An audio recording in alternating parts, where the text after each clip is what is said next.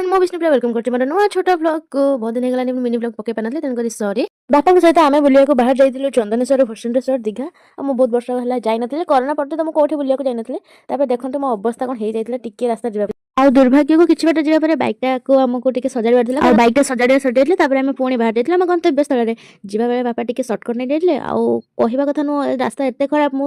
एटा कहिबे कि जो माने भी देखुछन्ते प्लीज शॉर्टकट नेबेनी रास्ता सत्तर बहुत खराब आ रास्ता टिके पार हे कि जिबा बेले देखंतु गोटे घटना घटिला एटे बस और ट्रैक्टर आ बाइक स्कूटी साइकिल माने से सिचुएशन बाहरिया को मिनिमम हमको आधा घंटा लागि देथले कि सेटा बाहर के जिबा आ सेठो बहुत सारा बाधा विघ्न को सामना करी कि आमे बाहर के पळैथिलु हम गंतव्य स्थल रे म आपण मानको जणाइदिली कि हमर प्रथमे